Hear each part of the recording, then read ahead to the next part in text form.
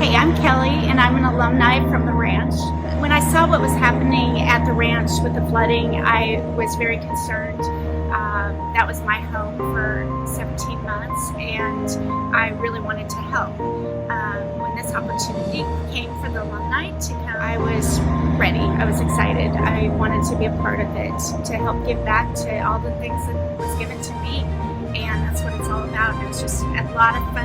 I enjoyed the people that we were with today, the people that we helped. They were just so brave, and it was an honor to help. I am just passionate about helping the ranch because of all that they helped me through. I came to the ranch not wanting to live, not wanting to face another day in a whole lot of hurt. And the ranch just, every single person in the ranch impacted my life, from the person that was cleaning our house to the nurses, to the counselors, to people running activities.